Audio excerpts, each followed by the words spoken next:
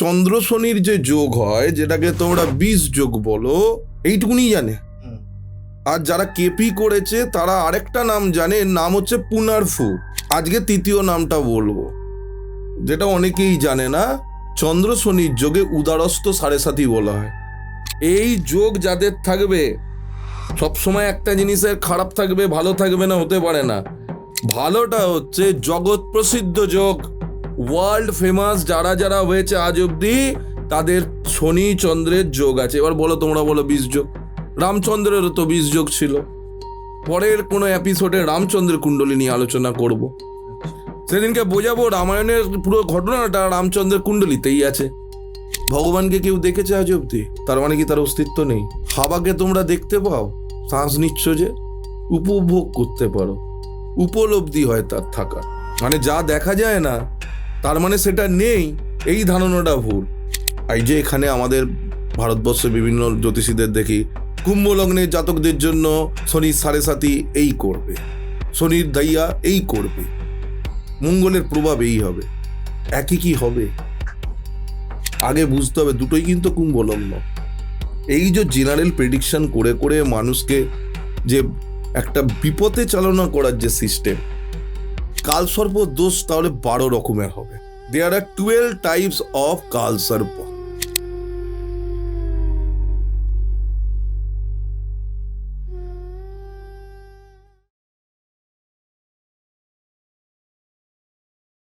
গোসাই ঠাকুরের আড্ডায় আপনাদের আরো একবার স্বাগত। আপনারা জানেন গোসাই ঠাকুর প্রত্যেক সপ্তাহে নতুন নতুন অতিথির সাথে নতুন নতুন বিষয় নিয়ে আসে আপনাদের সামনে। আজকে আমরা যাকে পেয়েছি গোসাই ঠাকুরের আড্ডায়, তার ভিডিও আপনারা আগে দেখেছেন। আজকে আমাদের সাথে আছেন অ্যাস্ট্রোলজার সায়ন সেন। দাদা, ওয়েলকাম টু গোসাই ঠাকুরের আড্ডা ওয়ান্স এগেইন। নমস্কার। আগের এপিসোডটা বেশ ভালো রেসপন্স আমরা পেয়েছি এবং সেখানে একটা বিষয় নিয়ে আমরা শেষ করেছিলাম। সেটা হচ্ছে, তুমি কথা দিয়েছিলে আজকের এপিসোডটা আমরা সেরকম একটা এপিসোডই করব যেখানে পুরো বিষয়টা নিয়ে চর্চা হবে। সেটা হচ্ছে কাল সর্পদোষ। কাল সর্পদোষের ভাগ তুমি আগের এপিসোডে কিছুটা আমাদের বলেছিলে, তো আমি চাইবো আজকে আমরা একটু ডিটেলসে আলোচনা করি কাল সর্পদোষ নিয়ে। তো তুমি যদি আরেকবার বলো আমাদের পুরো ব্যাপারটা। কালসর্প দোষ না কালসর্প যোগ, যেটা হচ্ছে প্রথম প্রশ্ন। এইটা যতক্ষণ না তুমি ডিফাইন করতে পারবে না, পার্থক্য করতে পারবে না, তুমি যদি কালসর্পের প্রতিকার করো তাহলে তোমার ফল বিপরীত হবে। কারোর কারোর ক্ষেত্রে, মানে কারোর কারোর ছকে কালসর্প যোগটা তার জন্য ভালো, ওই প্লেসমেন্টটা তাকে রাজা বানাচ্ছে। এবার তুমি তাকে, সে গেল জ্যোতিষীর কাছে, নর্মালি গেল, হয়তো কনসালটেন্সিতে অন্য কোনো প্রবলেম ছিল, জ্যোতিষী দেখলো কালসর্প আছে, তো হঠাৎ করে কি করলো, কালসর্পটাকে প্রতিকার করিয়ে দিল। এবার কালসর্পের মেন প্রতিকারের জায়গা হচ্ছে ত্রম্বকেশ্বর জ্যোতির্লিঙ্গ, যেখানে কালসর্প দোষ কাটানো হয়। এইবার যাদের ক্ষেত্রে কালসর্পটা যোগ কারক, তাদেরকে গিয়ে তুমি যদি রেমেডি করো, তাহলে তো তুমি তোমার নিজের কর্মের একটা ডেপ্টে ফেঁসে গেলে। তোমাকে যে রাহু কেতুর প্লেসমেন্টটা তোমাকে দিতে এসছিল, এবার সেই জায়গাটা তুমি নিজে নিজে ব্লক করলে।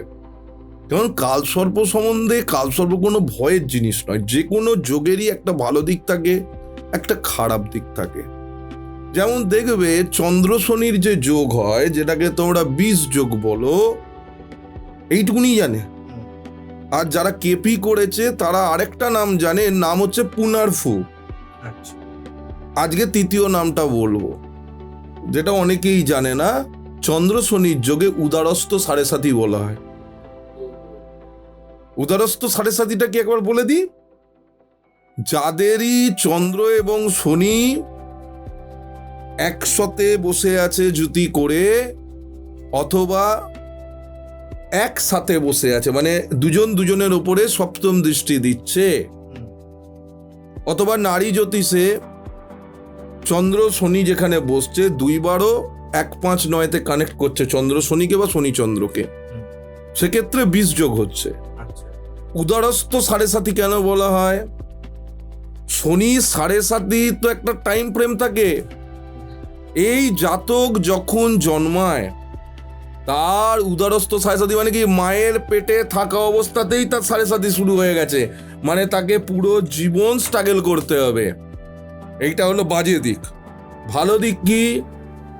ভালো দিক হচ্ছে এই যোগ যাদের থাকবে, সবসময় একটা জিনিসের খারাপ থাকবে ভালো থাকবে না, হতে পারে না। ভালোটা হচ্ছে জগৎ প্রসিদ্ধ যোগ, ওয়ার্ল্ড ফেমাস যারা যারা হয়েছে আজ অব্দি, তাদের শনি চন্দ্রের যোগ আছে। এবার বলো, তোমরা বলো 20 যোগ। রামচন্দ্রেরও তো 20 যোগ ছিল। পরের কোনো এপিসোডে রামচন্দ্রের কুণ্ডলী নিয়ে আলোচনা করব। সেদিনকে বোঝাবো রামায়ণের পুরো ঘটনাটা রামচন্দ্রের কুণ্ডলিতেই আছে। রাম কেন বনবাসে গেল, রাম কেন সরযুতে গিয়ে নিজের দেহত্যাগ করলো, কেন তার মানে ওয়াইফ সীতা মাতা ভূমি থেকে ওপরে উঠলো, রাবণের মতন তার শত্রু কেন হলো, কেন তাকে নাক পাশে আবদ্ধ হতে হয়েছিল, পুরোটা চার্টে আছে, পুরোটা চ্যাটে আছে, পুরো রামচন্দ্রের চ্যাটে আছে। গ্যারেন্টি সহকারে বলে দিলাম, কলকাতাতে খুব গিনি চুনি লোক আছে যারা এইভাবে ক্যালকুলেশন করে। কেন প্রথমে আজ থেকে 100 বছর আগেও যাদের জ্যোতিষশাস্ত্র শেখানো হতো, সবার প্রথম শ্রী রামচন্দ্রের কুণ্ডলী শেখানো হতো। আজকে তুমি আমার থেকে কালসর্প জানতে চেয়েছিলে, আমি কালসর্পতে আসছি, তো তোমাকে প্রথমেই ওই যোগটা না যোগ না ভোগ আগে সেটা বোঝবার জন্য আমি বলে দিলাম যে শনিচন্দ্রের যে যোগ 20 যোগ, যেটা দিয়ে ভয় দেখানো হয়। এবার তো ভয় তো দেখালো, রেমেডিটাও বলে দিই। যাদেরই আপনাদের শনি চন্দ্রের 20 যোগ আছে তাদেরকে একটা রেমেডি করতে হয়। সেই রেমেডিটা খুবই ইজি, যে কোনো কেউ করতে পারেন। প্রত্যেক সোমবার দিন আপনারা শিবলিঙ্গে দুধ এবং জল একসাথে মিশিয়ে নেবেন, নিয়ে আপনাদেরকে সেই জলটা ঢালতে হবে সন্ধেবেলার টাইমে, আফটার 7 PM, মানে 7টার পর। 6টা থেকে 7টার মধ্যে ঢালবেন না, কারণ আমরা যে কলকাতা বা পশ্চিমবঙ্গের যারা বাসিন্দা, ওই টাইমটা আমাদের এখানে রাহুর হোড়াতে পড়ে। 6টা থেকে 7টা রাহুর হোড়াতে চলে আমাদের, ঠিক আছে? তো চলো এবার তোমার কালসর্পতে আসি। সর্বপ্রথম দেখো কালসর্পর ডেফিনেশন কি বলছে। আমাদের জ্যোতিষশাস্ত্রে ফিজিক্যাল প্ল্যানেট বা প্রাথমিক প্ল্যানেট হচ্ছে 7খানা: সূর্য, চন্দ্র, মঙ্গল, বুধ, বৃহস্পতি অথবা গুরু, শুক্র এবং শনি। এই 7টা প্ল্যানেটের ফিজিক্যাল অস্তিত্ব জ্যোতিষশাস্ত্রে আছে। কাদের নেই? কাদের নেই? নেই হচ্ছে রাহু এবং কেতুর। তাদেরকে আমরা কি বলছি? ছায়াগ্রহ বা শ্যাডো প্ল্যানেট। রাহু কেতু কিভাবে তৈরি হয়? পৃথিবীকে চন্দ্র যে প্রদক্ষিণ করছে, ঠিক আছে, চন্দ্রের যে অক্ষ এবং পৃথিবীর অক্ষ, নর্থ সাইডে একটা কাট হয়, বিন্দু তৈরি করে, এবং সাউথ পয়েন্টে একটা কাট হয়, সাউথ নোডে একটা কাট হয়, মানে দক্ষিণ দিকে একটা কাটিং হয়, একটা উত্তর দিকে কাটিং হয়। উত্তর দিকের যে বিন্দুটি ওটা হচ্ছে রাহু, দক্ষিণের যে নোটটা ওটা হচ্ছে কেতু, যদি সায়েন্সের কথা বলতে হয়। নয়তো ছায়াগ্রহ বলছে। এবার যার অস্তিত্ব নেই তার ক্ষমতা নেই, এই কথাটা খুব ভুল। ভগবানকে কেউ দেখেছে আজ অব্দি? তার মানে কি তার অস্তিত্ব নেই? হাওয়াকে তোমরা দেখতে পাও, শ্বাস নিচ্ছ যে, উপভোগ করতে পারো, উপলব্ধি হয় তার থাকার। মানে যা দেখা যায় না তার মানে সেটা নেই, এই ধারণাটা ভুল। জ্যোতিষশাস্ত্রে বলা হয়েছে ডেস্টিনি প্রমোটার। সেই প্ল্যানেটগুলো কি কি? সেই প্ল্যানেট হচ্ছে সূর্য, শনি, শুক্র, বৃহস্পতি এবং কিছুটা অংশ বুধ। এরা যখনই এদের মহাদশা বা দশায় থাকবে, এই টাইমে আপনাকে গ্রোথ দেবে। This is the vital growth period of any horoscope. এছাড়াও অনেক কিছু জিনিস থাকে, নাক্ষত্রিক কিছু গণনা থাকে, নবতারা চক্র, স্বর্ণালী চক্র, এছাড়া উপনক্ষত্রেরও কিছু কিছু জিনিস আছে। অষ্টক বর্গের সাথে তোমার বিংশোত্তরী দশা অন্তর্দশা মিলিয়ে দেখা হয়, এই জিনিসগুলো আছে। তো এটা গেল তোমার প্রমোটার। ডেস্টিনি ম্যানিপুলেটর কারা? যাদের জন্য আপনাদের লাইফে কোনো একটা কাজ হওয়া কাজও হয় না, সেটা দুটো প্ল্যানেট করে, এক হচ্ছে চন্দ্র আর দ্বিতীয় হচ্ছে মঙ্গল। কেন? চন্দ্র নিজে একটা আনস্টেবিলিটির প্ল্যানেট। আমি বারবার বিভিন্ন জায়গায় বলেছি, আমার ক্লাসেও আমি একই কথা বলি, চন্দ্র আনস্টেবিলিটি কেন আপনারা নিজেরাই দেখছেন, কখনো জোয়ার হচ্ছে কখনো ভাটা হচ্ছে। মানে মাধ্যাকর্ষণ শক্তি গ্র্যাভিটেশন লোডের জন্য চন্দ্রের যে এই যে 15 দিন করে তার যে প্রদক্ষিণ ক্ষমতা, সে 12টা রাশিকে টপকে যাচ্ছে। 2.5 দিন করে করে থাকতে থাকতে ও টপকে যায়, পুরো 12টা রাশি 1 মাসে ও টপকে দেয়, 2.5 দিন করে থাকে, মানে 2 দিন থাকবে। তো 12টা টপকাতে ওর কত লাগছে?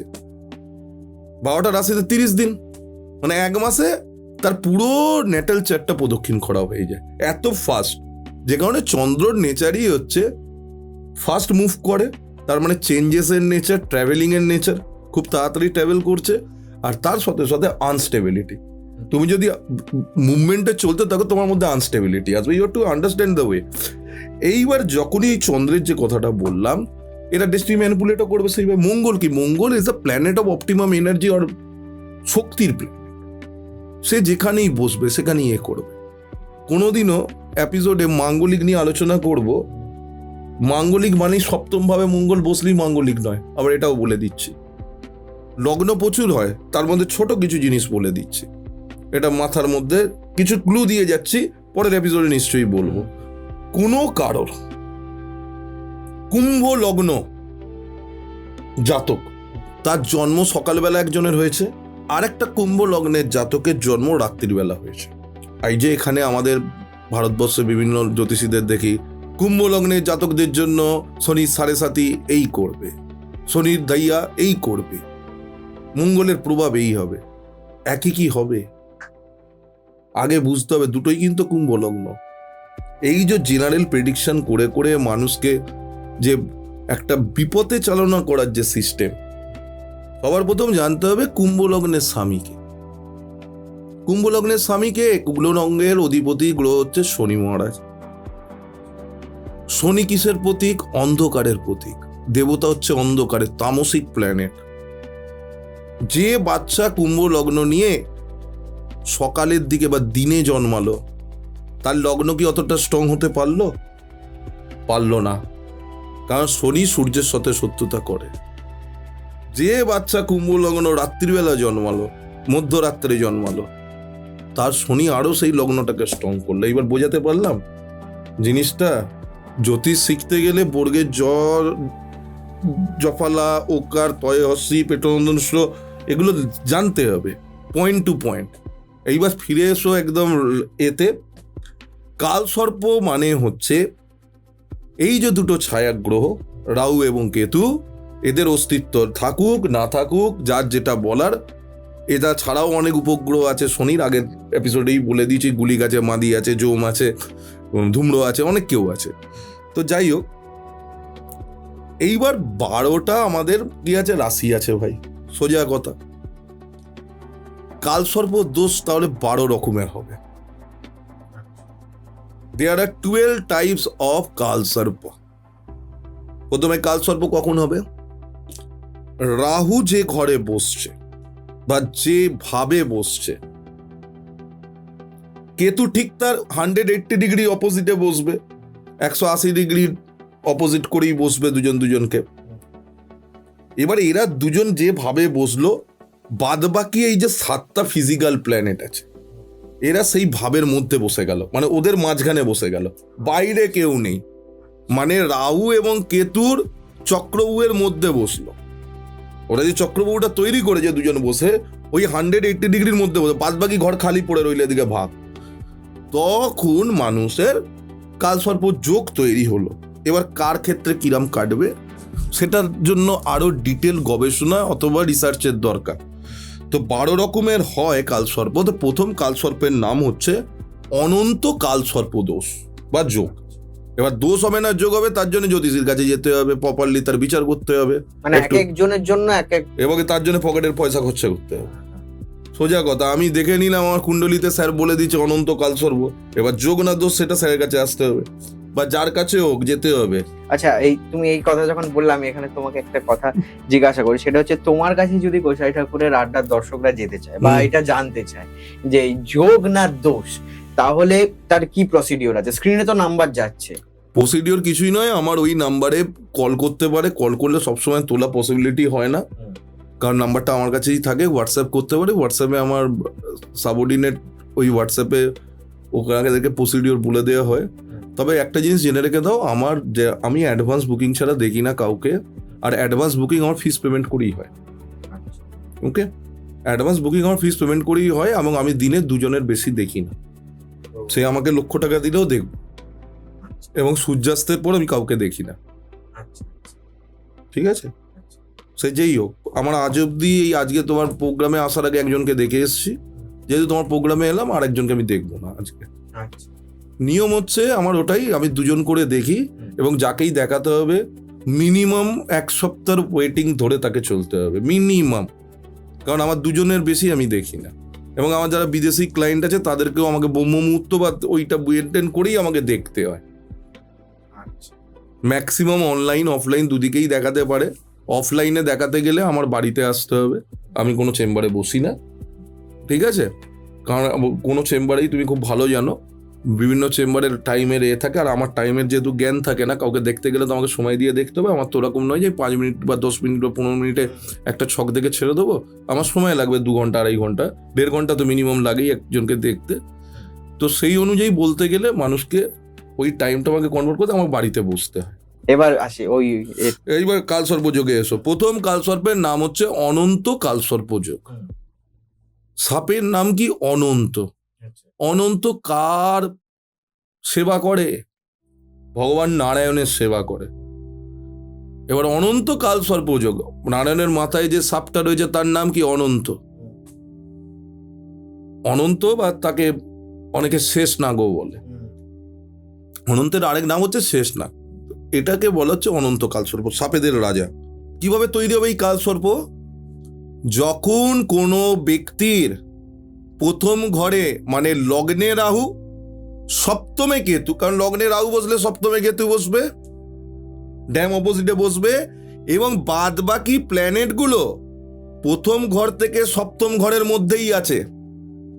কি বললাম?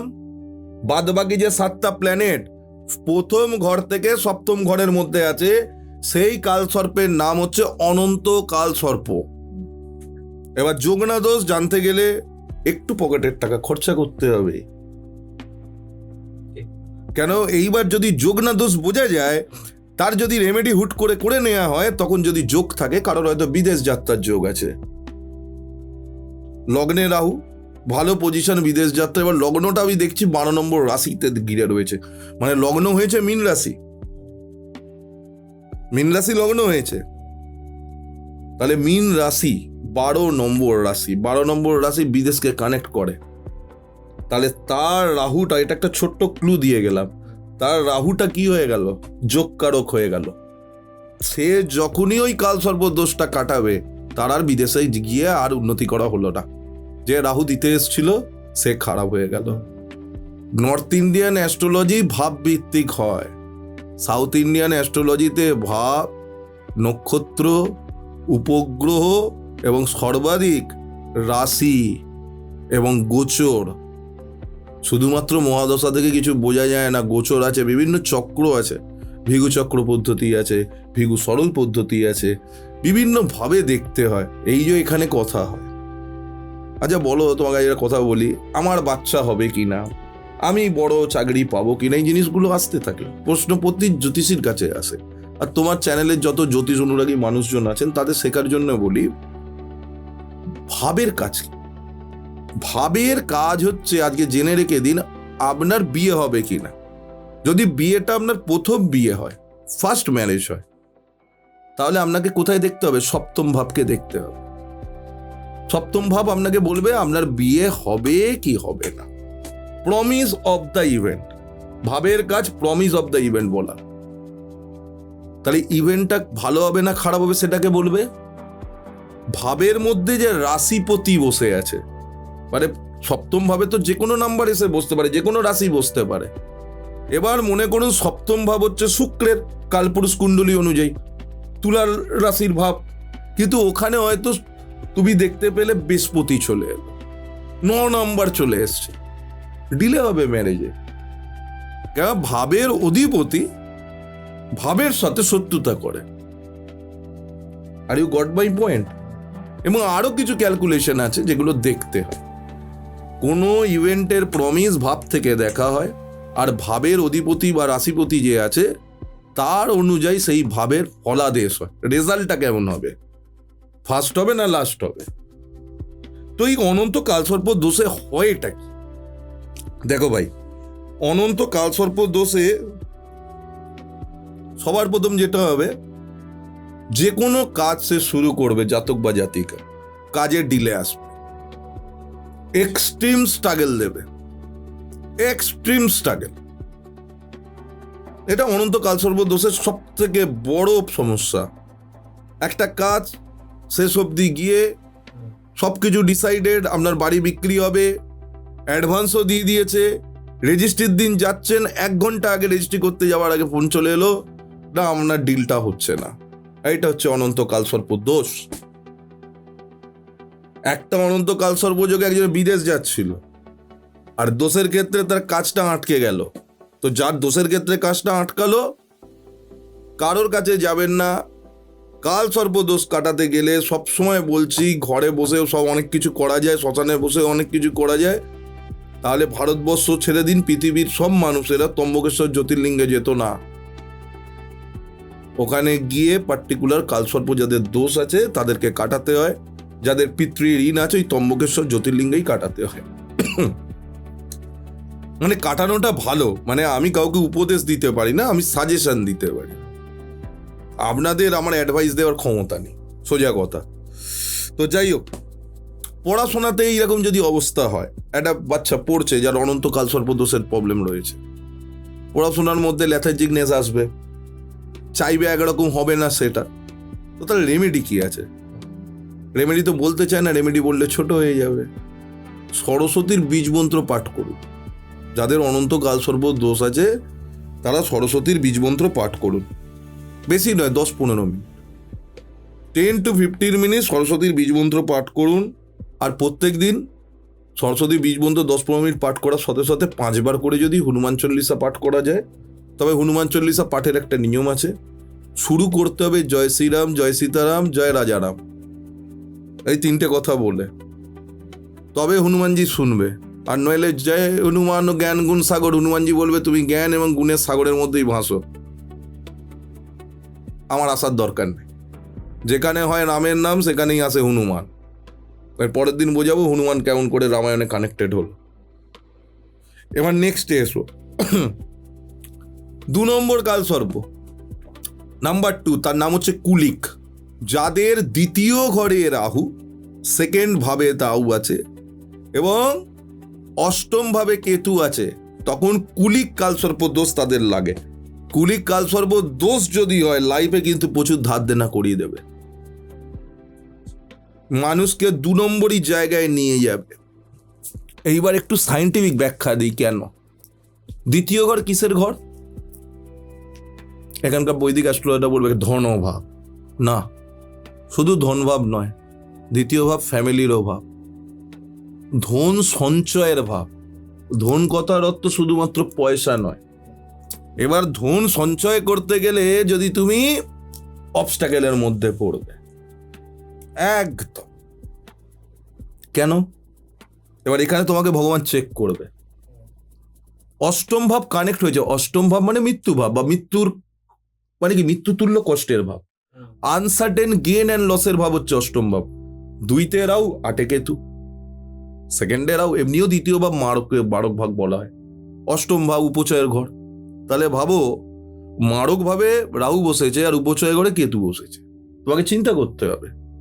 এবার এই যে কুলিকের যে পিরিয়ডটা, কালসর্পেরও পিরিয়ড থাকে ভাবটা পাবার, সেটা বলবো না, সেটা আবার টুকলি হয়ে যাবে।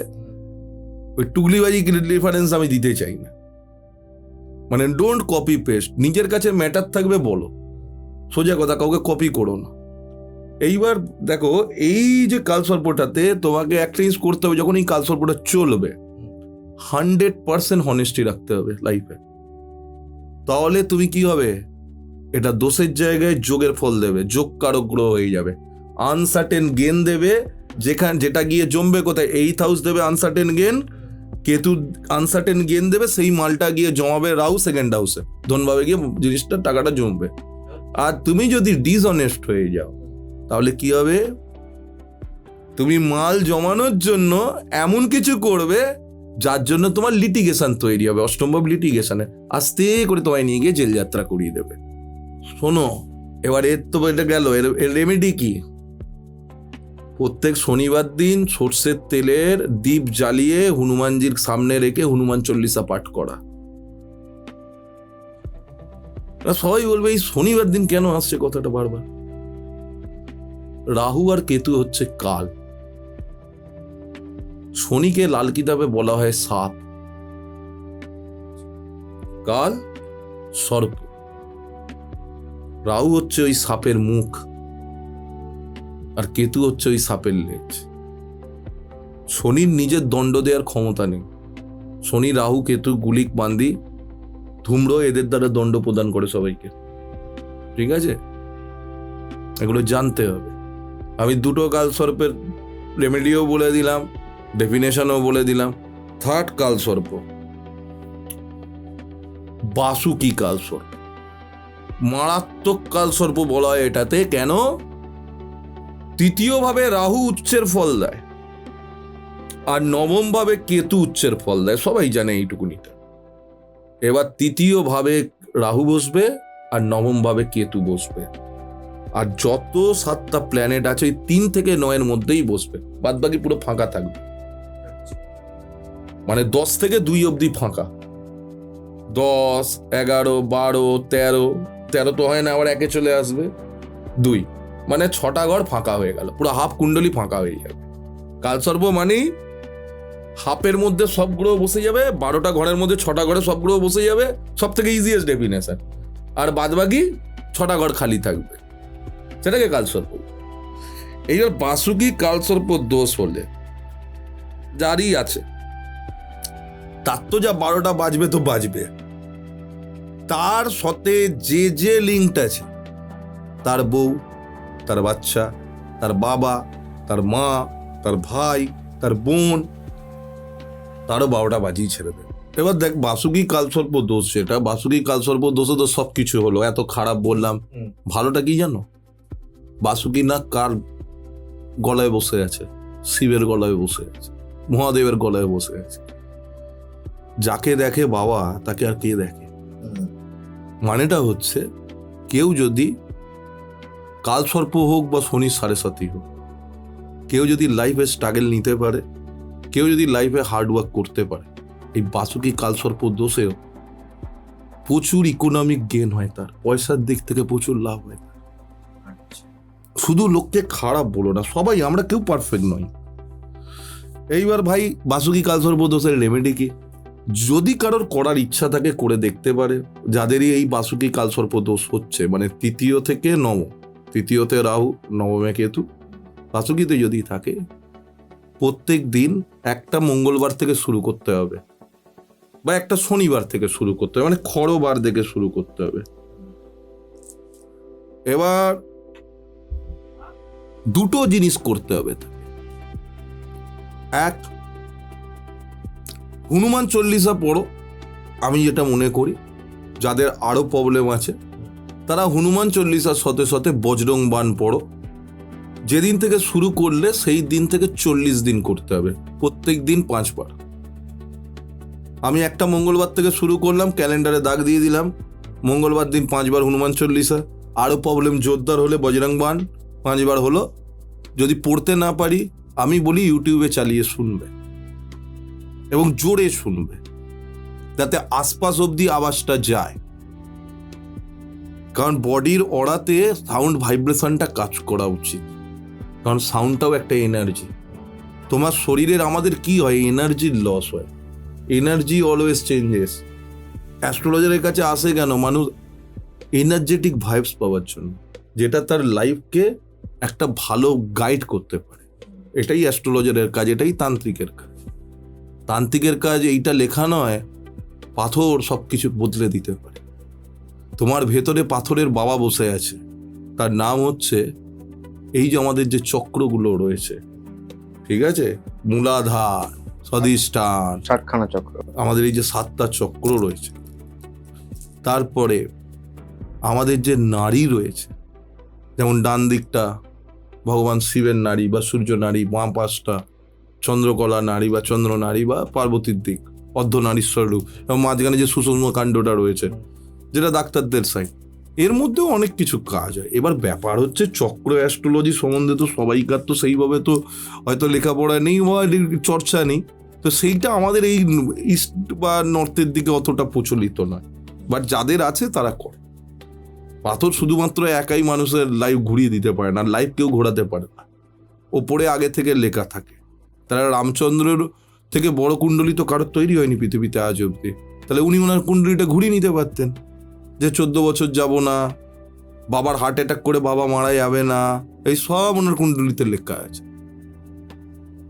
সব ওনার কুণ্ডলীতে লেখা আছে। ওনার বাবা হার্ট অ্যাটাক করে মরবেন, ওনার বাবার একের বেশি পত্নী থাকবে, ওনার পত্নী ওনার থেকে দূরে থাকবেন, উনি যে সন্তানের জন্ম দেবেন তাদের থেকে দূরে থাকবেন, ওনার সন্তানেরা ওনার ভাইদেরকে হারিয়ে দেবে, ওনার হনুমানের মতন এরকম একটা কাজ হবে।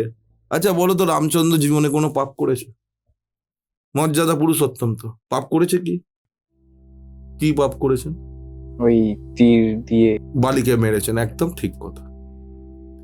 এবার তীর দিয়ে শুধু উনি বালিকে মারেননি, ওনার সাথে বালির কি কোনো শত্রুতা ছিল? তাহলে ভগবান এখানে কি বললেন?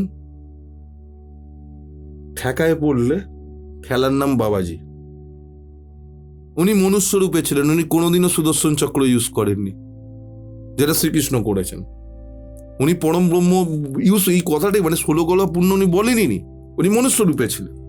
তো মানুষের মধ্যে তার মানে পাপ আসবেই। মর্যাদা পুরুষোত্তম রামকে যখন বালি জিজ্ঞাসা করলেন যে আপনার সাথে তো আমার কোনো শত্রুতা নেই, আপনি আমাকে গাছের ওদিক দিয়ে আপনি সামনাসামনি এসে মারতেন, গাছে পেছনের থেকে লুকিয়ে আপনি মারলেন কেন? তখন রামচন্দ্র কি বললেন? তুমি চাপ নিচ্ছ কেন? আমি কর্মের সিদ্ধান্তদাতা, আমি তোমাকে বরদান দিচ্ছি। এ জন্মে আমি লুকিয়ে মারলাম, পরের জন্মে তুমি ব্যাধ হয়ে লুকিয়ে কৃষ্ণকে মেরে দেবে, হয়ে গেল। মানে এর থেকে কি শিক্ষা পেলে? যেমন করবে তেমন খাবে, কর্মা ইজ আ বীজ। মানুষ ভাবছে আমার বউ আমায় ছেড়ে চলে যাচ্ছে, আমার প্রেমিকা আমায় ছেড়ে চলে গেল, এতদিনের প্রেম কি চোখে জল সব, আমি তো এত ভালো কাজ করেছি।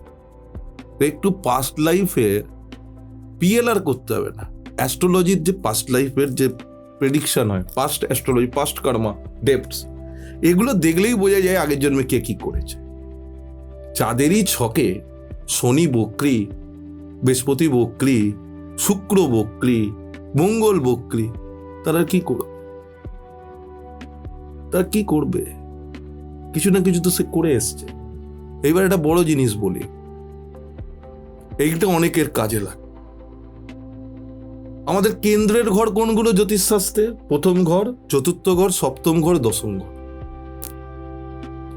কারোর যদি জন্মছকে 2 বা তার বেশি প্ল্যানেট উচ্চ অবস্থায় থাকে,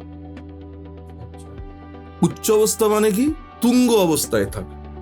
যেমন প্রথম ঘরে যদি সূর্য থাকে, মানে প্রথম রাশিতে সূর্য, সপ্তমে শনি, দশমে মঙ্গল, চতুর্থে বৃহস্পতি, মানে কেন্দ্রে তো এই 4টে গ্রহই থাকবে। যদি থাকে, বা কেন্দ্রে অন্য গ্রহ থাকতে পারে, রাশি চেঞ্জ হতে পারে, মানে আমি নর্মাল একটা এক্সাম্পল দিচ্ছি। তো এই অবস্থায় যদি কারোর 2-এর বেশি উচ্চ গ্রহ থাকে, প্রথমেই আমি বলে দিই তার কুণ্ডলিতে 100% সর্বনাশ হয়ে গেছে। সবাই উঁচু তো, নিচের দিকে তাকাবে না তো। তুমিও রাজা, আমিও রাজা, আমিও রাজা, আমিও রাজা। এবার বেশি উঁচু হয়ে গেলে কি হবে? কেউ কাউকে মানবে না। অতি সন্ন্যাসীতে গাজন নষ্ট হবে। লজিক বোঝা গেল? এবার আরেকটা সূত্র দিই, চতুর্থ ভাব মানুষের হাউস হোল্ড হ্যাপিনেসের ভাব, নিজের অ্যাসেটের ভাব, মানে আমি গাড়ি কিনবো, বাড়ি কিনবো, এই ভাবটা চতুর্থ ভাব বোঝায়। চতুর্থ ভাবে যদি কোনো পাপী প্ল্যানেট বক্রী অবস্থায় বসে, সেক্ষেত্রে কি হবে বলো তো? চতুর্থ ভাব আবার মায়েরও ভাব। যে কোনো পাপী প্ল্যানেট, পাপী প্ল্যানেট কারা? 4টে প্ল্যানেট, শনি, রাহু, কেতু এবং মঙ্গল। ওকে, এই 4টে প্ল্যানেট যদি বক্রি অবস্থায় রেট্রো অবস্থায় যদি বসে, তো রাহু কেতু তো অটোমেটিক্যালি রেট্রো, ওদের তো রেট্রো হওয়ার দরকারই পড়ে না। রাহু, শনি, মঙ্গল যদি বক্রি অবস্থায় চতুর্থভাবে বসে, কি হবে? জাতকের বা জাতিকার বাবার 2টো বিবাহ মিনিমাম হবেই হবে। এবং তৃতীয় সব থেকে বড় জিনিস, জাতকের মা তাকে সন্তান হিসেবে যে স্নেহ করার দরকার সেটা করবে না। সোজা ক্যালকুলেশন করবে না। এত ভেতরে ঢোকার দরকার নেই, কোন গ্রহ মরেছে কোন গ্রহ বেঁচেছে দরকার নেই। ছোট একটা উদাহরণ বললাম।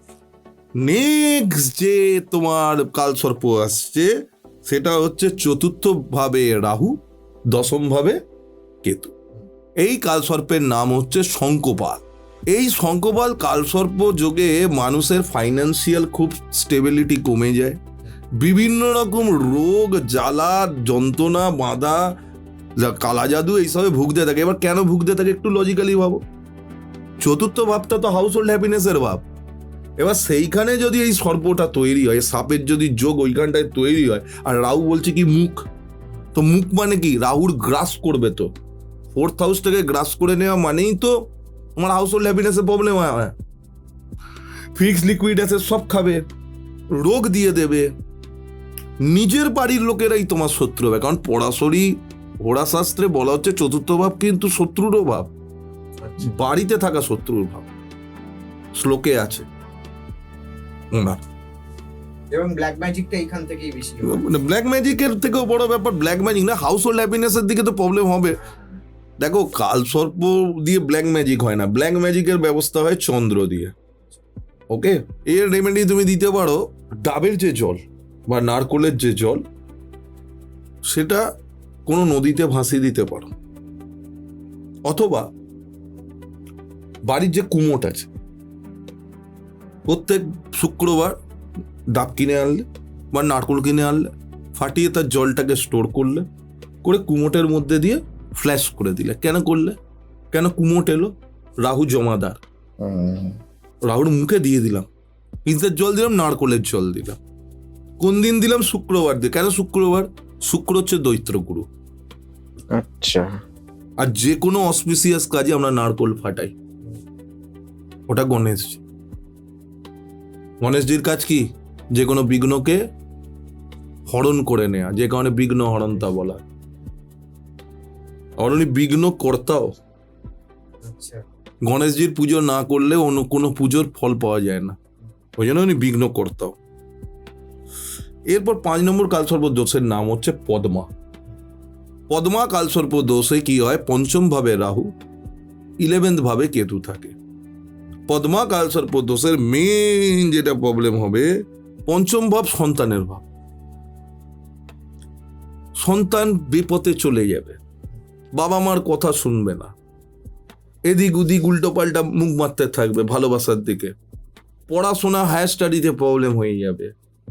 এইটা হচ্ছে পদ্মা কালসর্প দোষের মেইন পার্ট।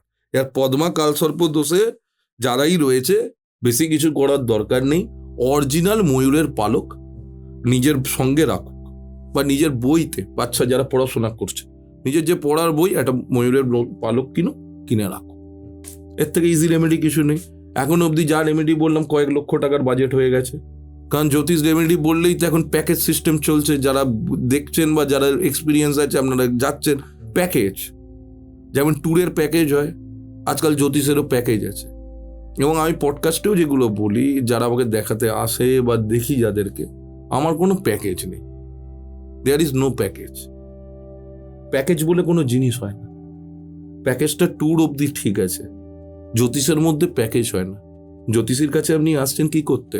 গাইডলাইন পেতে, সেই টাইমটা কারেন্ট সিচুয়েশনে। ফিউচার দেখানোর জন্য জ্যোতিষীর কাছে যাবেন না, কারণ ফিউচারটা লিখতে হবে আপনাকে, ওটা জ্যোতিষী লিখে দেয় না। ভাগ্যের চাকা নিজেকেই ঘোরাতে হবে, কারণ পাপটা আপনার ছিল আগের জন্মে, পাপ পুণ্য সবটা আপনার, তো কাজটাও আপনাকেই করতে হবে। রেমেডি শুধুমাত্র একটা ব্যাকআপ। বৃষ্টিতে বেরোলেন, ছাতা নিয়ে বেরোলে মাথাটা ভিজবে না, শরীরে কিন্তু জলের ছিটা আসবে। নিজের পাপ নিজের বাপকে ছাড়ে না, সেটা আমি কৃষ্ণ এবং রামচন্দ্রের ঘটনা দিয়েও বুঝিয়ে দিলাম। যেটা আপনি করবেন সেটা আপনাকে পেতে হবে, কর্মা ইজ আ বিচ। 6 নম্বর কালসর্পের নাম হচ্ছে মহাপদ্ম। প্রথমটা পদ্ম ছিল, মহাপদ্ম, মানে 6th হাউসে রাহু আর 12th হাউসে কেতু। এই মহাপদ্মকে আমি রোগ বলি না, এটাকে যোগ বলি। এর সব থেকে বড় রেমেডি হচ্ছে এই জাতক যতক্ষণ নিজের স্বভূমিতে রাখবে, মানে যেখানে সে জন্মস্থান, ততক্ষণ তে রোগ থাকবে তার মধ্যে, তার ঋণ হয়ে যাবে। কিন্তু যেহেতু ষষ্ঠ ভাব রোগ, ঋণ, শত্রুর ভাব, প্রচুর লোক শত্রুতা করবে তার উপরে। আচ্ছা, রেমেডি কি? এই জাতককে পড়তে বাইরে পাঠিয়ে দাও, একদম ফরেনে, মানে রাহুর কোলেতে নিয়ে গিয়ে বসিয়ে দাও। কিন্তু এর কখনো ওই ত্রম্বকেশ্বরে গিয়ে এটাকে কাটিও না, এটা বিদেশ যাত্রার সব থেকে বড় যোগ। আচ্ছা, কারণ সে এখানে থাকলে ভিখিরিপতি হবে। সে বেশি দূর নয়, 400 কিলোমিটার নিজের যে জন্মস্থান থেকে বেরিয়ে যায়, মনে হয় কলকাতা থেকে দিল্লি চলে গেছে, তাতে উন্নতি হয়ে যাবে। যদি বিদেশের মাটিতে চলে যায় তাহলে সে রাজা তুল্য তৈরি পেয়ে যাবে। আরো কিছু কিছু কনসেপ্ট দেখতে হয়, বাট এই কালসর্পগুলোকে কাটানো উচিত না। এই মহাপদ্মা যে কালসর্প হয় এটা যোগ। 6 নম্বরে রাহু এসছে মানে কোনো শত্রুর বাবার ক্ষমতা নেই তাকে হারানো। আর কেতু 12 নম্বরে গেছে মানে কেতু ওইখানে গিয়ে খেলছে, মোক্ষ প্রদান করছে। মোক্ষ প্রদান করতে গেলে ডিট্যাচ করতে হবে, কারণ যখন আপনি ডিট্যাচ হবেন নিজের লাইফে তখনই আপনি ফোকাস হতে পারবেন। Goat my point? 7 নম্বর যে কালসর্প তার নাম হচ্ছে তক্ষক। তক্ষক। আর তক্ষক নাগের নাম সবাই শুনেছেন, তক্ষক। 7th হাউসে রাহু, 1st হাউসে কেতু। বিবাহিত যারা এই ধরনের জাতক কি করবে, একটু বউয়ের থেকে শালিকে বেশি ভালোবাসবে, একটু বৌদিদের প্রতি একটু আকৃষ্ট হবে। 7 নম্বরে রাহু না, রাহু তো খেলতে এসছে, তো এর মানে এটাও কিন্তু বিদেশ যাত্রার যোগ বোঝায়। মানে বউ হয়তো কলকাতায় আছে, এবার কিন্তু সবাইকার আবার রাহু কেতু সাথে আছে, মানে তার ভেতরে বাদবাকি প্ল্যানেটকে বসতে হবে। মানে তক্ষক কাল, কারণ কেউ দেখলো তার হাজবেন্ডের 7 নম্বরে রাহু আর 1 নম্বরে কেতু, ফাট করে হ্যাঁ তুমি বাইরে করছো, এরকম ব্যাপার না।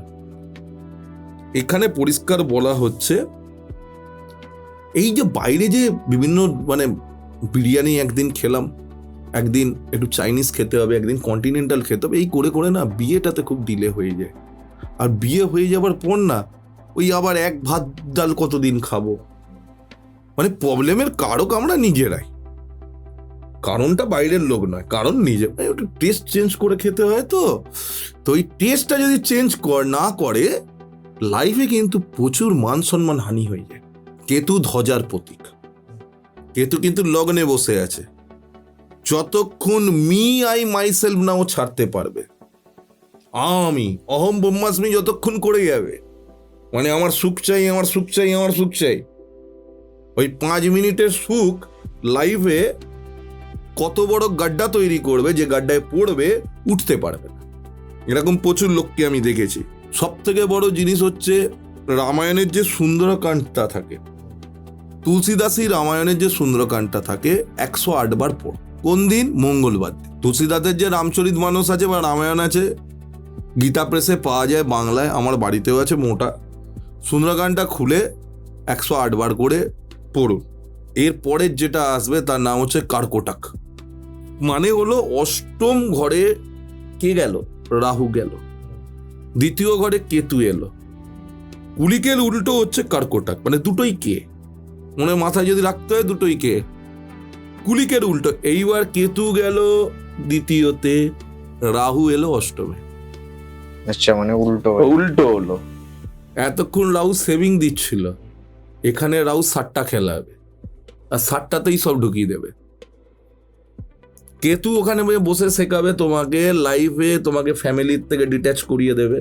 কারণ যারাই জুয়া, সাট্টা, লটারি এগুলো খেলে তাদের পুরো কনসেন্ট্রেশনটাই জুয়া, সাট্টা, লটারির দিকে থাকে। প্লাস অষ্টম ভাব মৃত্যুর ভাব, এই টাইমে মানুষের বারবার অ্যাক্সিডেন্ট হয় এই কালসর্পের দোষে। তো সেক্ষেত্রে কি হলো,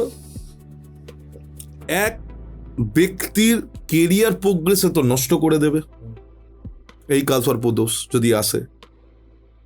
ব্যক্তির ফিনান্সিয়াল ডেফিনেন্সি কেটে নেবে, ডিপেন্ডেন্সিতে প্রবলেম হবে তার। এছাড়া ফোকাস যাকে বলে, মাইন্ড ফোকাসে প্রবলেম করে দেবে, ফ্ল্যাকচুয়েট করবে মাইন্ডটা। দেখো কার্কটকে বলে প্রবাল পড়তে, ত্রিকোণ শেপের, আচ্ছা, মিডিল ফিঙ্গারে তামা দিয়ে জড়িয়ে পড়তে বলে। ওকে, কিন্তু আমি অতটা এটাতে বিলিভ করি না, কারণ যাদের মঙ্গলের বেশি পাওয়ার আছে অলরেডি তাদেরকে আবার মিডিল ফিঙ্গারে পড়ালে, বেসিক্যালি মিডিল ফিঙ্গারটা তো শনির ক্ষেত্র, শুধু শনির ক্ষেত্র নয়, একমাত্র লাল কিতাবেও বলা আছে বাজে মঙ্গলের ক্ষেত্র, বদ মঙ্গলের ক্ষেত্র, ঠিক আছে, মন্দ মঙ্গলের ক্ষেত্র। তো ওই অষ্টমভাবে মঙ্গলকে আরো পাওয়ার দিলে রাহুকে হয়তো বসে আনা যায়, কিন্তু কিছু ব্লাড রিলেটেড ডিজিজ কিন্তু আসবে, সাইড এফেক্ট মতো। হ্যাঁ, sugar, high blood pressure, cholesterol, ব্লাডের কোনো ইনফেকশন, মাড়িতে কোনো প্রবলেম, দাঁতের কোনো মাংসপেশিতে সমস্যা, অ্যাক্সিডেন্ট, কারণ রাহুর ওপর মঙ্গল গেলেই অ্যাক্সিডেন্ট হবে। হয়তো ওর প্রভাবটা কমবে কিন্তু এটা থাকবে। 9 নম্বর যে কালসর্প দোষ তার নাম হচ্ছে শঙ্খপাল। শঙ্খপালের উল্টো কে ছিল? বাসুকি ছিল। বাসুকিতে 3 রাহু বসছিল, 9 কেতু বসছিল, মানে দুজনে উঁচু ছিল, উচ্চ অবস্থায় ছিল।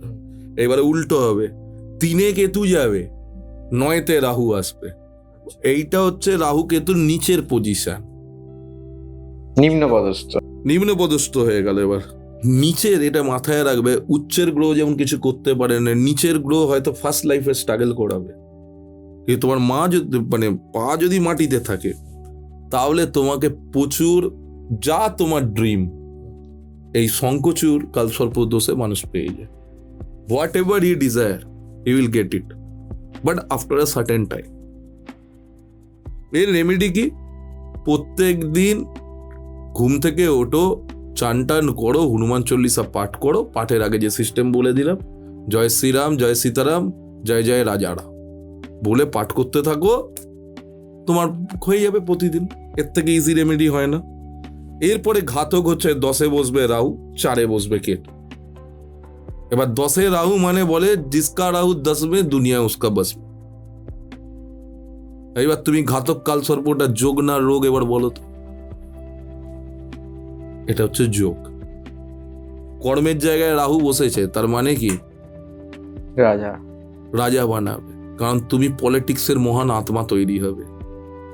সাম নাম দণ্ডভেদের মালিক পলিটিক্সের, যেখানে চাকরি করবে এমন পলিটিক্স করবে, তোমার ম্যানেজার তোমার নিচে কাজ করবে, তুমি ওপরে চুপ করে উঠে যাবে। কিন্তু এখানে একটা জিনিস হবে, তোমার মায়ের শরীরটা বিগড়ে যাবে, কারণ কেতু 4র্থ ভাবে গিয়ে বসে, যেটাকে মায়ের গর্ব বলা হয়। মা যেহেতু কেতুকে নেবে, কেতু কি বিভিন্ন রোগ দেবে, কেতু তো পয়জন, রাহুও পয়জন। মায়ের শরীর নিয়ে তোমাকে চিন্তা করতে হবে। তোমার এবার মা নেই, তাহলে কাকে দেবে ঝাটকা? তোমার 2টো মেয়ে আছে, যদি বড় মেয়ে থাকে সে তোমার বড় মেয়ে ঝাটকা খাবে, বা বড় মেয়েও নেই, তোমার ছেলে আছে, তোমার শাশুড়ি থাকলে বিয়ে করেছো, তাকেও ঝাটকা দেবে। ও, গরিব মানুষের মধ্যে প্রত্যেক শুক্রবার করে নারকোল অথবা ব্ল্যাঙ্কেট, মানে কম্বল, তোমাকে বিতরণ করতে হবে।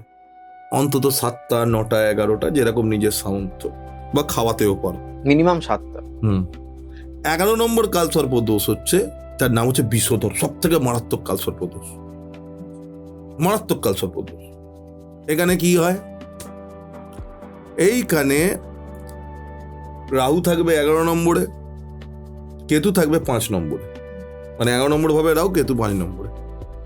এত মাত্রায় ডিজায়ার বাড়িয়ে দেবে তোমার লাইফে, করতেই হবে। তুমি নিজেকে দেখবারই সময় পাবে না, তুমি নতুন নতুন জিনিস খুঁজতে থাকবে, মানে কোনো কিছুতেই মনের মধ্যে শান্তি নেই। হয়তো পড়াশোনা করে MA পাস করে গেছে, দূর কি পড়লাম, MA করেছি, একটা MSc করে নিই, একটা PhD করে নিই। এই জিনিসটা হাই ডিজায়ার তৈরি করে, হাই ডিজায়ার বিষধরে। কিন্তু ফ্যামিলিতে প্রপার্টি লস হয়ে যেতে পারে নিজের, কিন্তু যেহেতু রাহু গ্র্যান্ড প্যারেন্টসদেরকেও ডিফাইন করে, এবং যেহেতু ডিজায়ারের হাউসে রাহু বসে আছে, তো এটা বলা যেতে পারে যে নিজের ঠাকুরদাদের থেকে কোনো প্রপার্টি, কোনো ভালো কিছু সে পেতে পারে। আচ্ছা, এরাও হনুমান চল্লিশা যদি প্রতিদিন পড়ে, এদের প্রবলেম সলভ হবে। লাস্টের যে কালসর্প দোষ তার নাম হচ্ছে শেষনাগ। ঠিক আছে, শেষনাগ কালসর্প দোষ তখনই হবে যখন 12th হাউসে রাহু যাবে আর 6th হাউসে কেতু আসবে। এই যোগে কি হয়, মানুষের 10 টাকার ইনকাম, 20 টাকার খরচা। তো এই যোগটা মানুষের জন্য খুব একটা ভালো নয়। এই কালসর্প দোষ হলে হনুমান চল্লিশা পড়ায়ও কাজ হয়, কিন্তু এখানে কোনো ভালো জ্যোতিষীকে দিয়ে দেখানো উচিত শেষনাকের ক্ষেত্রে। তো এই ছিল 12টা কালসর্প দোষ এবং তার রেমেডিস আমি বলে দিলাম। এইবার বলো তোমার নেক্সট প্রশ্ন কি আছে? নজর দোষ কি সবার লাগে? না, লাগে না। আমি আজকে 2টো পয়েন্ট বলবো নজর দোষ নিয়ে। লগ্ন যদি স্ট্রং না হয়, হালকা জাতীয় লগ্ন, যেমন তুলা হালকা লগ্ন, বেশি পাওয়ার নেই লগ্নে। আবার লগ্নের পাওয়ার বোঝারও ব্যাপার আছে। তুলা লগ্নেই স্ট্রং হয়ে যাবে যদি রাত্রির বেলা জন্ম হয়, ওই জন্য জেনারেল প্রেডিকশনে যেও না। হ্যাঁ, মানে আমরা সাধারণত জেনে থাকি তুলা মানেই হালকা। তুলা মানে হালকা যখন সকালে জন্মাচ্ছে, কেন শুক্র সূর্যের শত্রু। আচ্ছা, তামসিক দেব। শুক্র খায় কি? মদ, মাটন কাবাব খায় শুক্র।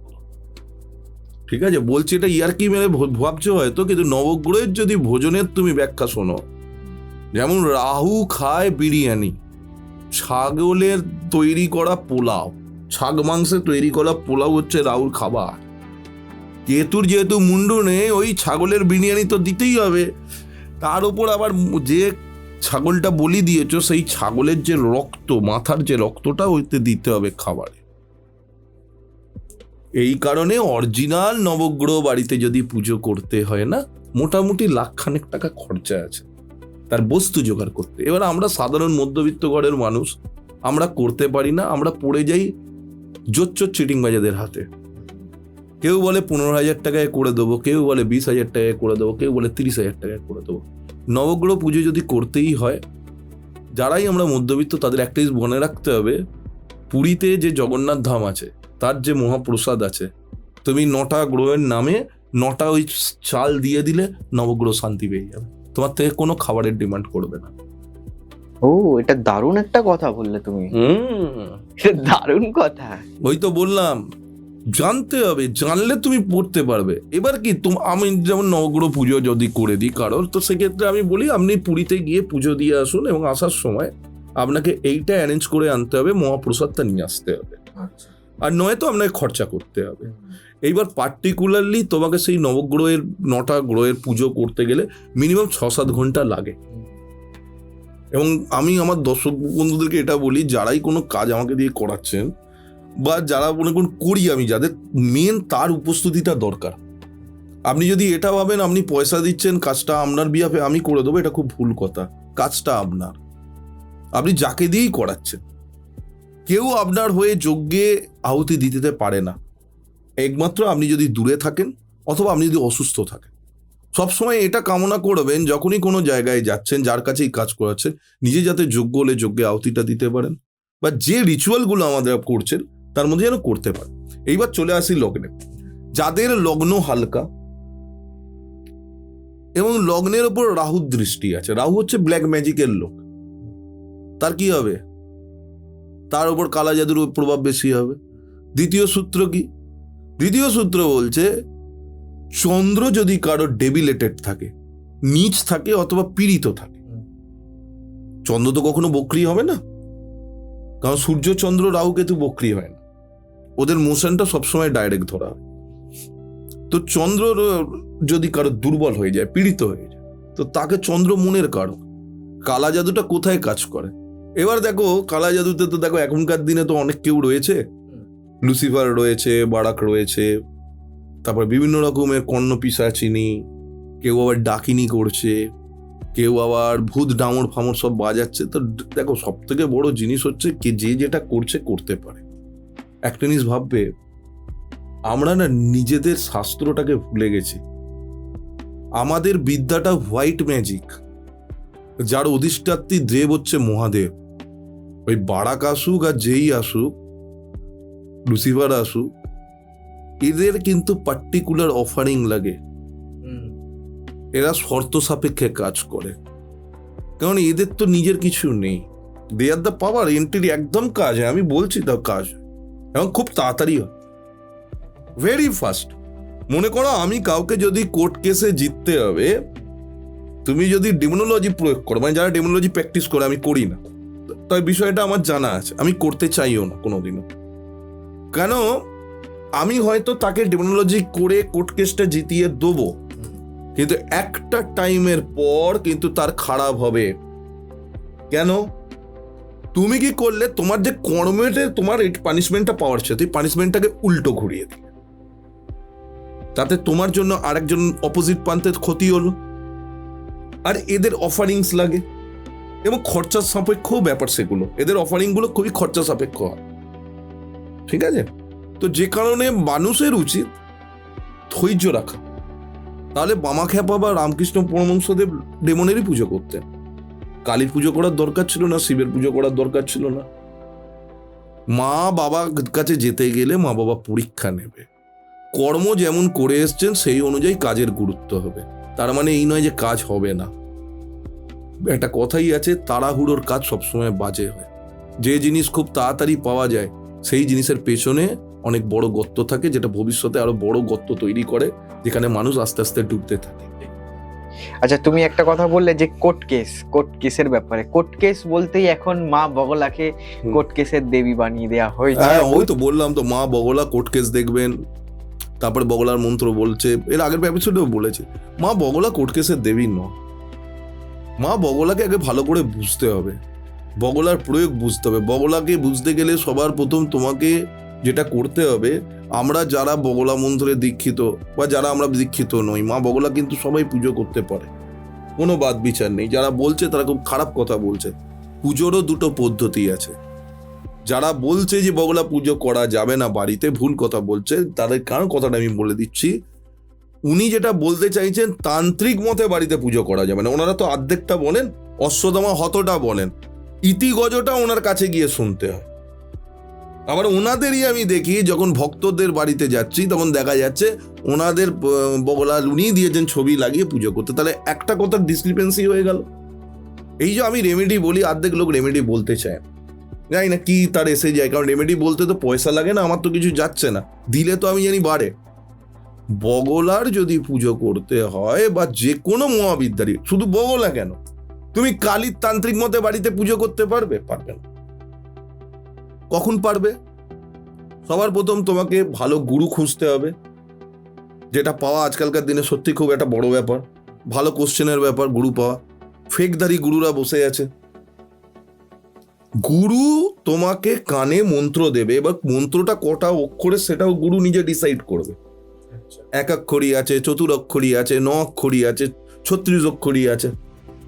তো তুমি নিজের মন্ত্রটা জানলে না, তুমি ইউটিউবে ভিডিও দেখে বগলা মন্ত্রটা তুমি উচ্চারণ করলে আর দিয়ে বলছো আমার কাজ হচ্ছে না, 108 বার শুনছো, কাজ হচ্ছে, সেইটা শোনা যাবে না।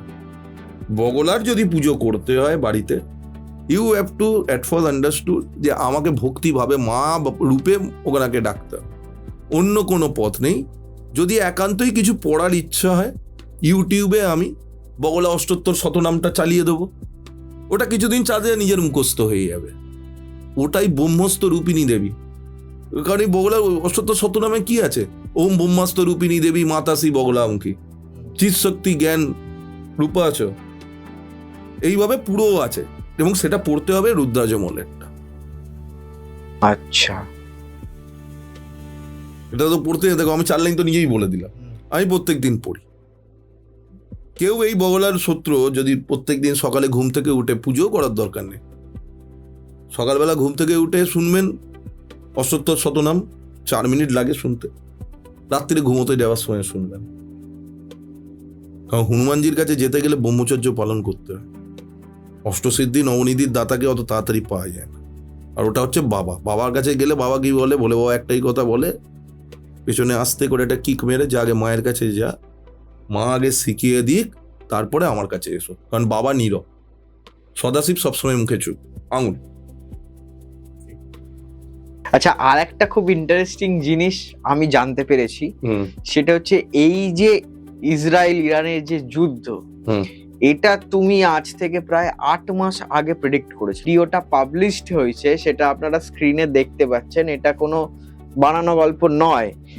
আর আমি তোমাকে এটা জিজ্ঞাসা করবো, তুমি যে 8 মাস আগে এটা যে প্রেডিক্ট করেছিলে, তোমার কি মনে হয়েছিল হঠাৎ করেই কেন ইরান ইসরায়েলের ব্যাপার নয়, আমি যে কোর্স করাই, আমার একটা ছাত্রী আছে সুমিতা বলে, ও বারাসাতের দিকে থাকে, তো ভেরি গুড, মানে ও খুব ভালো রেকি গ্র্যান্ড মাস্টার থেকে শুরু করে ভালো মেয়ে, ও বলতে পারো আমার থেকে বয়সে কিন্তু উনি বড়। তো যাই হোক, ওরই একটা ক্লাস নেওয়ার সময় আমরা তখন মিডিল ইস্টের ওয়ার্ডস এর ওপরে আমি মুন্ডেন অ্যাস্ট্রোলজি নিয়ে ক্লাস করাচ্ছিলাম। তো আমাকে বলেছিল, স্যার আপনি যেটা বললেন, অনেকে তো সেই টাইমে আমার কথাটা বুঝবে না, তো ওর কথাতেই আমি ওইটুকুনি পার্টটা কেটে ইউটিউবে তুলে রেখেছিলাম 8 মাস আগে। এবং যাক, ওটা ভগবানের ইচ্ছা যে, বা আমার গুরুদের আশীর্বাদ বলতে পারো, যে প্রেডিকশনটা আজকে লাগছে। এখন তো সবাই কাটি ছেড়ে দিয়ে পুরো এখন চর্চা হচ্ছে, ইসরায়েল কি করবে, ইরান কি করবে। যখন কিছু ছিল না তখনই আমি বলে দিয়েছিলাম যে ইরানের যিনি রাষ্ট্রপিতা আছে খামেনি মারা যাবে, এবং পুরো ভিডিওটার মধ্যে তার ডেসক্রিপশনও দেওয়া আছে কেন মারা যাবে, কে জিতবে, কি হবে না হবে, each and everything is there. এবং ইরানের চার্ট করে হ্যাঁ, পুরো জগৎ কুণ্ডলী বলে একটা জিনিস হয়, এগুলো সব নতুন নতুন জিনিস। ওই দেখবে তোমার ফেসবুক ইউটিউবের নিচে কত গালাগালি আসবে আমার নামে, এবং যারা দিচ্ছে ভালো কাজ করছে, কারণ তাদের দিচ্ছে বলে আমি আরো এই ধরনের এপিসোড নিয়ে আসবো, যাতে মানুষ শিখতে পারে কোনটা অরিজিনাল কোনটা প্রপার। যদি প্রপার জিনিস না শেখা যায় তাহলে আমরা শুধু গোলচক করে ঘুরতে থাকবো, এটাই হচ্ছে সব থেকে বড় জিনিস। অনেক অনেক ধন্যবাদ দাদা, আমাদের এতটা সময় দেওয়ার জন্য, গোসাই ঠাকুরের আড্ডায় আসার জন্য। আজকের মতন গোসাই ঠাকুরের আড্ডা এখানেই শেষ করছি। দেখা হবে আপনাদের সাথে আগামী সপ্তাহে নতুন কোনো অতিথির সাথে, নতুন কোনো বিষয় নিয়ে। দাদার ফোন নাম্বার এবং কিভাবে যোগাযোগ করবেন সেটা তো দাদা বলেই দিলেন, এবং ফোন নাম্বার ডেসক্রিপশন বক্সেও থাকছে, আপনারা যোগাযোগ করতে পারেন। আজকের মতন এখানেই শেষ করছি, দেখা হবে আগামী সপ্তাহে। ভালো থাকবেন, সুস্থ থাকবেন, আর দেখতে থাকবেন গোসাই ঠাকুরের আড্ডা। নমস্কার। নমস্কার।